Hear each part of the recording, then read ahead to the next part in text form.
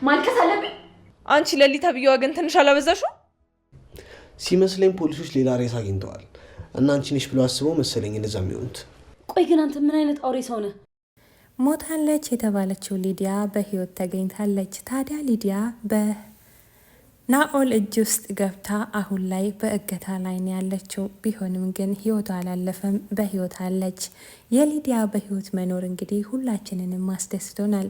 ሰላም ሰላም፣ ጤና ይስጥልኝ የተወደዳችሁና የተከበራችሁ ውድ የቻናሌ ቤተሰቦች እንደምን አላችሁ? በያላችሁበት ሰላም፣ ጤና፣ ፍቅር ይብዛላችሁ እያልኩኝ ዛሬም በአዲስ ቪዲዮ ተመልሼ መጥቻለሁ። ለቻናሌ አዲስ ከሆናችሁ ሰብስክራይብ በማድረግ ላይክ እና ሼር እያደረጋችሁ እስከ መጨረሻው አብራችሁን ቆዩ። ታዲያ ሊዲያ የዛለት ኤላ ቤት ሄዳለሁ ብላ ከወጣች በኋላ ወደ ቤት አልተመለሰችም። እንግዲህ የሚወዳት ወንድሟም በጣም ተጨናንቆ እህቴ የት ሄድሽብኝ እያለም እየተጨናነቀ እናየዋለን። አሁን ላይ ይባስ ብሎ እህት ሞታለች ተብሎ የሞት ዜና ተነግሮታል። እጅግ በጣም ልቡ አዘነ፣ ልቡ ተሰበረ፣ አለቀሰ። ባርኮትም ይህን ጉዳይ ሲሰማ ከስራ ቦታው ወደ ቤት መጥቶ ነበረ። ወደ ቤት ሲመጣ የሚሰማውን ነገር በጭራሽ ማመን አልቻለም። ምን ሆናችሁ ብሎ ሲጠይቅ ሊዲያ ሞታለች ብለው ነገሩት። በጭራሽ ሊዲያ እንዴት ትሞታለች በማለትም እንግዲህ ኤላ ደግሞ ስልክ ተደውሎለት ፖሊስ አንድ ሴት ልጅ ተገላ ጫካ ውስጥ እንደተገኘች ተነግሮት እንደነበረ ለባርኮት ይነግረዋል። ባርኮትም ይህን ነገር ለማረጋገጥ ወደ ሆስፒታል መሄድ አለብን በማለትም እንግዲህ ቀጥታ ወደ ሆስፒታል ሄዶ ነበረ። ወደ ሆስፒታል ሄዶ ዶክተሮቹን ሲጠይቁ እንግዲህ የሞተችው ልጅ ሊዲያ ሳትሆን ሌላ ሴት እንደሆነች ታወቀ። እጅግን በጣም ደስ አላቸው። ታዲያ ኤላም ባርኮት እናመሰግናለን በማለትም እኔ ወደ ቤቴ መሄድ አለብኝ፣ አንተ ሂድና ለነሱም ንገራቸው፣ ሊሊ ወደ ቤት እንድትመጣም ንገራት በማለትም ወደ ራሱ ቤት ይሄዳል። ታዲያ ባርኮትም ወደ ቤት ተመልሶ ሲመጣም ነገሩን ሁሉ በግልጽ ነገራቸው። ሞታ የተገኘችዋ ልጅ ሊዲያ ሳትሆን ሌላ ሴት እንደሆነች ነገራቸው። ታዲያ ዴቭም በጣም ደስ አለው። እህት ያልሞተችም ማለት ነው በማለትም ተደሰተ። ተቃቀፉም፣ እጅግ በጣም ደስ አላቸው። አሁን ታዲያ እህቴን ፈልጌ ማግኘት አለብኝ በማለትም ይላል። ፍቅርን ይሄ ነገር እጅሽ ካለበት እመኝኝ ይገልሻለሁ በማለትም ፍቅርን ሲያስፈራራት ነበረ። ፍቅርም በጭራሽ ይሄ ነገር እጇ እንደሌለበትና ምንም እንደማታውቅ አድርጋ ትናገራለች። ታዲያ ባርኮትም እመኝኝ ፍቅር፣ እኔ ወንድምሽ እገልሻለሁ ከዚህ ነገር እጅሽ ካለበት ይላታል። እሷም እኔን ማመን ይገባችኋል፣ እኔ ከምንም እጅ የለበትም፣ እኔ አላቅም በማለትም እንግዲህ ሽምጥጥ አርጋ ትምላለች። ቢሆንም ግን በመጀመሪያ ናኦልን ወደዚህ ቤት ያመጣችው እሷው ራሷ ናት። ታዲያ ናኦል እዚህ ቤት መቆየት የቻለበት ምክንያት የራሴ ቤት ነበረኝ፣ ቤቴ ደግሞ ተቃጠለ በማለትም ዴቭን አንጀቱን ስለበላ ዴቭም እዚህ ቤት መቆየት እንደሚችል ፈቅዶለት ነበረ። ከዛ በኋላ እዚህ ቤት ከቆየ በኋላ እንግዲህ ይሄን ነገር ያደረገው ጉዳዩ የታሰበው መጀመሪያ ለአደይ ነበረ። አደይ ደግሞ ቀላል ሰው ስላልነበረች ሊዲያ እንግዲህ ቶሎ የምታምንና የዋ ሰው ስለነበረች ወደ እሷ ተመለሰ። እሷንም በእጁ ካስገባ በኋላ ወደማታቅበት ቦታ ከወሰደ በኋላ አግቷት አስቀምጧታል። ወደ ቤት ተመልሶ መጥቶም እንግዲህ ዴቭ አደይ ቤት ገብቶ አደይ ክፍል ገብቶ እንቅልፍ አልይዛለኝ እዚህ ጋር ማረፍ እችላለሁ በማለትም እሷ ጋር ካረፈ በኋላ እሱ ዘልቆ ገብቶ ፍቅር ክላስ ገብቶ የሊዲያን ልብስ አቀብኝ በማለትም ልብሷን ይዞ ተመልሶ ሄደ።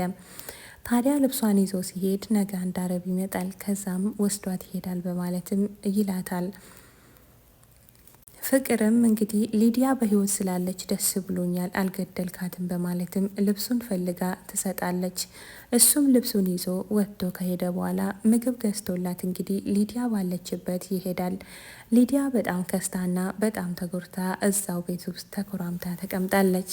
ሊዲያ ከዚህ ቦታ ልቀቀኝ፣ እኔ እንደዚህ አይነት ሴት አይደለሁም፣ እንዴት ብታስብ ነው እዚህ ቦታ ላይ ያመጣኸኝ በማለትም ትለዋለች። አርፈሽ ተቀመጪ፣ አሁን ወንድምሽም እናትሽም አባትሽም ልጃችን ሞታለች በማለት አምነው ተቀብለዋል። ከዚህ በኋላ ማንም የለሽም በማለትም ያስፈራራታል። ታዲያ እሱ ወደዛ ሊዲያ ወደ ታገተችበት ቦታ ሲሄድ ከኋላው ሲከተሉት ነበረ። ሁለቱ ጓደኛሞች ሲከተሉት ነበረ። ዳይመንድና ኪንጎ የሚባሉ ግለሰቦች እንግዲህ በመከተልም እሱ ወዴት እንደገባ ለማየት ይሞክራሉ። ታዲያ ከዛ በፊት ባርኮት ወደ ሆስፒታል በሚሄድበት ሰዓት ሁለቱን መንገድ ላይ ስላገኛቸው አንቋቸው ወዴት ነው ያለችው ሊዲያ በማለት ይጠይቃል።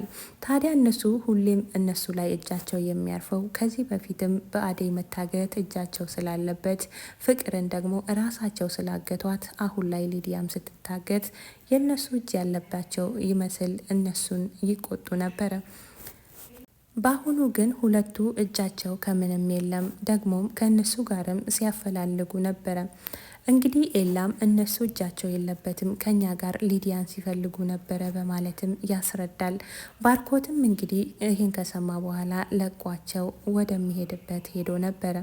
ታዲያ ወደ ቤት ከተመለሰ በኋላ ቤዛንም ጥያቄ ስጠይቃት ነበረ። ከዚህ በፊት ኤላን አሰከርሽው የተባለው ነገር እውነት ነው ወይስ አይደለም በማለትም ጠይቃት። እሷም እንግዲህ እውነት እንዳልሆነና ወደ ኤላ ቤት ተመልሼ ሄጄ ነበረ፣ ሊሊንም ይቅርታ ጠይቂያት ነበረ በማለትም ለባርኮት ትነግራለች። ባርኮትም እንግዲህ ይቅርታው ደግሞ የምንድን ነው በማለትም ደግሞ ይጠይቃታል። ያው ሊሊ ቶሎ ስለምትናደድና ነገሮችን የማትቀበል ስለሆነች ደስ ይበላት ብዬ ይቅርታ ጠየቅኳት በማለትም ታስረዳለች። እንግዲህ የፈረደባት አደይ ፍቅር አሁንም እየጮኸችባት ምግብ ሰርተሽ አምጪ እኔ ነኝ ለዴቭ የምወስድለት በማለትም እንግዲህ ምግብ ለዴቭ ወስዳ ዴቭ ጋር ምግብ ለመብላት ስታስብ ዴቭ ደግሞ አንቺን ማየት አልፈልግም የምትወጂኝ ከሆነ አደይ እንድትመጣ ጥሪልኝ በማለትም እንግዲህ ከክፍሉ እንድትወጣለት ያደርጋል። እሷም ደግሞ እንዴት እንደዚህ ታደርጋለ እኔ ወድሃለሁ በማለትም እንግዲህ ብትልም ዴቭ ደግሞ ሊሰማትም ሆነ ሊቀበላትም አልቻለም። እባክሽ ከቻልሽ ከክፍሌ ውጪልኝ እያለ ከክፍሉ አባረራት። እንግዲህ ይሄ ነገር ቢያበሳጫትም አደይ ላይ ሄዳ እልኋን ስለምትወጣ ከክፍሉ ወጥታ ሄዳለት ነበረ። ሊዲያ በህይወት መገኘቷ እንግዲህ ቢያስደስተውም አሁን ላይ ምን ማድረግ እንዳለብኝና የት ሄጄ እህት የመፈለግ እንዳለብኝ አላቅም፣ ዝም ብዬ ተቀምጫለሁ በማለትም እንግዲህ ግራ ተጋብቷል። ታዲያ እህቱ ግን በቅርቡ እንደምትገኝ ባለ ተስፋ ነው። የተወደዳችሁና የተከበራችሁ ውድ የቻናሌ ቤተሰቦች ለዛሬ ይዤላችሁ የመጣሁት ቪዲዮ ይህን ይመስል ነበረ። ቀጣዩን ክፍል ይዤላችሁ እስከምመጣ በያላችሁበት ሰላምና ጤና ፍቅር አይለያችሁ እያልኩኝ ዛሬ ያመጣሁላችሁ እዚህ ጋር ያበቃል። ቀጣዩን ክፍል ይዤላችሁ እስከምመጣ ቪዲዮውን ላይክ፣ ሼር በማድረግ ሀሳብ አስተያየታችሁን ኮሜንት ላይ እያስቀመጣችሁልኝ አብራችሁን ቆዩ እያልኩኝ ከወዲሁ ለያችኋለሁ። በያላችሁበት ቸር ሰንብቱልኝ።